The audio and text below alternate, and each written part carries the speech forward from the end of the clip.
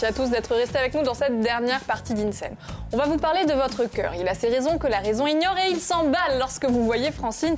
Oui, mais voilà, si vous avez une douleur qui irradie du côté gauche jusque dans votre bras droit, ce n'est peut-être pas le coup de foudre, mais c'est peut-être un arrêt cardiaque. Alors attention, si vous êtes seul, vous êtes mal barré, mais heureusement, on est là, on va vous dire quoi faire, comment réagir en cas d'arrêt cardiaque, avec évidemment nos experts. Mais si vous voulez poser des questions ou réagir, faites-le en direct au 0800 3 x 0 900 ou alors postez et pianotez sur Facebook. Voilà, moi je suis là, j'attends vos posts et vos réactions, tout à fait. Bon, et vous allez aussi être mis à contribution, mais ce sera tout à l'heure avec nos experts. C'est parti.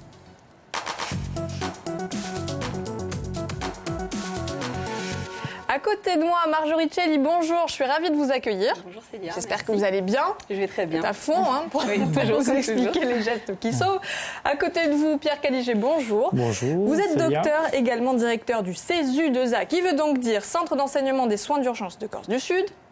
Et vous êtes nos experts. Vous allez tout nous dire comment faire, comment réagir face à une personne qui fait un malaise cardiaque. Alors, je parlais de la douleur, du coup, c'est pas exactement ça. Oui, bon, on C'est précise peut-être le coup juste de la douleur foudre. thoracique peut être signe d'un infarctus qui est pas toujours, qui s'accompagne pas toujours d'un arrêt cardiaque, mais on va parler essentiellement de l'arrêt cardiaque. Quand c'est fichu. Très bien.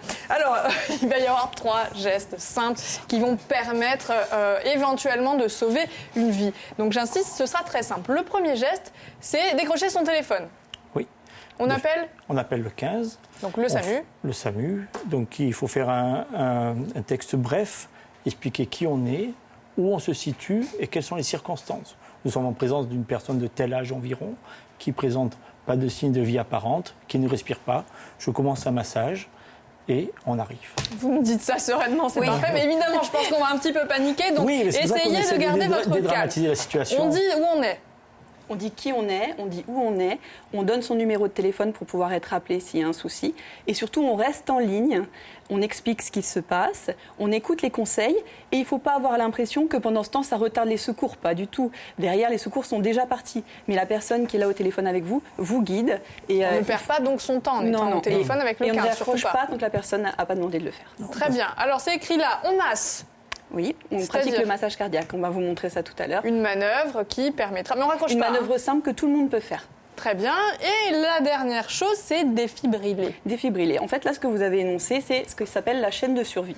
Appeler, masser, défibriller. C'est les 3 gestes qui suffisent, qui peuvent suffire à sauver une vie. Et le message qu'on veut faire passer, c'est il faut oser. Oser le faire, ne rien faire, c'est le pire. Votre ennemi, dans ce cas-là, c'est juste le temps qui passe. 1 minute qu'on perd, une minute de gagner sur la réanimation, c'est 10% de survie en plus. C'est énorme, 10% de survie en plus. Et en France, on n'est pas très bon dans les pays scandinaves. Sur un arrêt cardiaque, on a 40%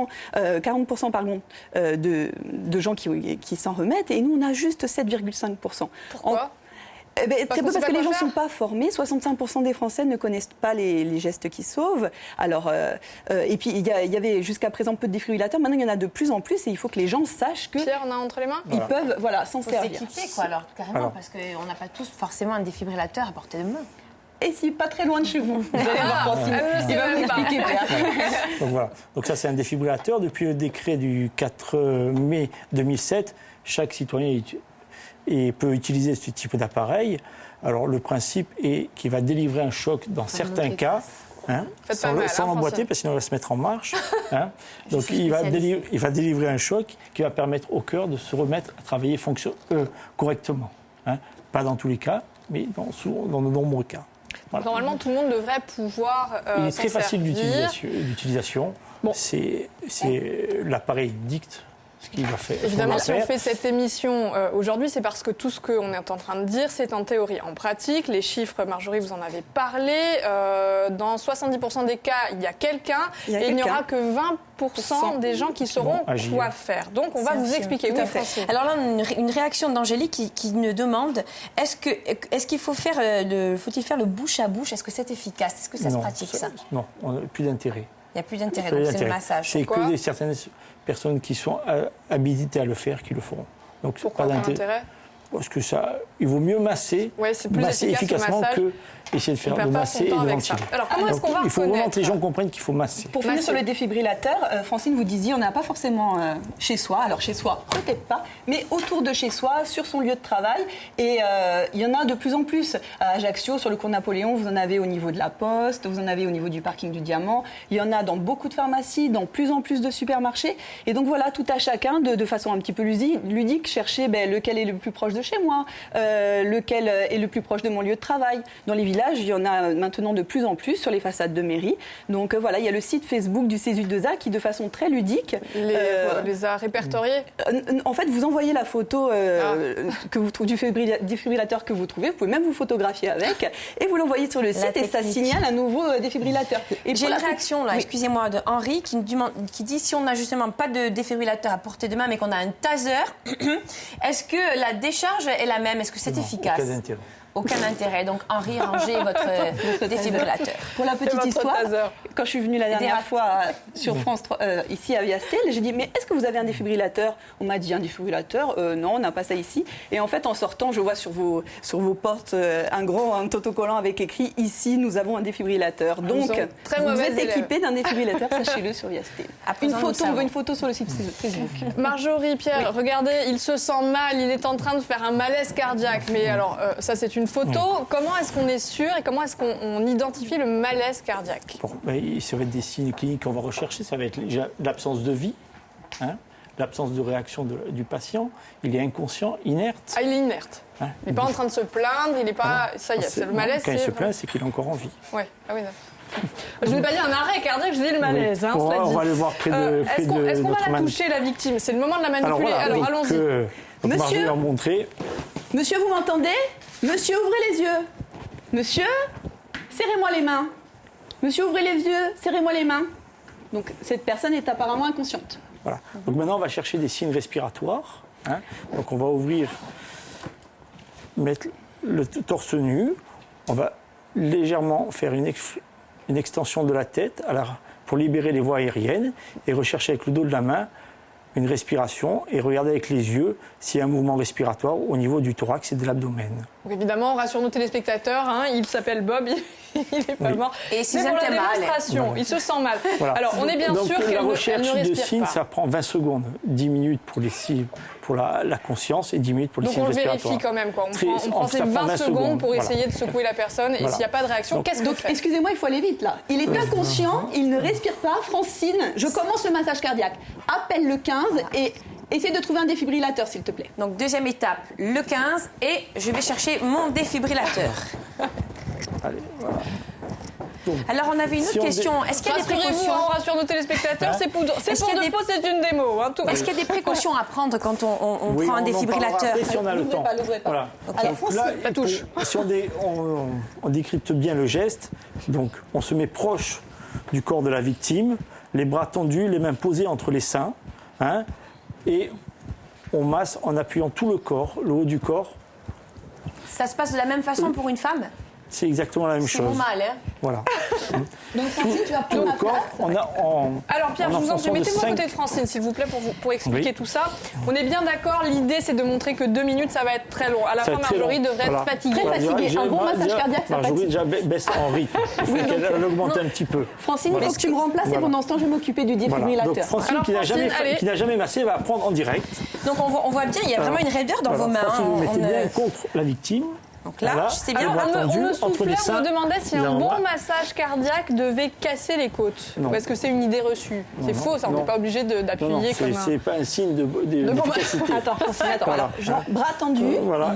Allez, 1, voilà. et 2, et 3, et 4, et Voilà. 5, et 6, et 7. Donc la fréquence, c'est tout de le 100 poids du à corps, 120 voilà. par minute. Hein, et Bras d'enfoncer tendus, hein. la cage thoracique de 5 à 6 cm. Ah oui. Bien fort. Donc on a un repère. Bon, c'est carquichet à zezan mal, à Wassogoumi. Hein? Mais ça tout mal. Alors, Allez, c'est le moins que vous puissiez faire, c'est vous qui l'avez mis dans cette cet état.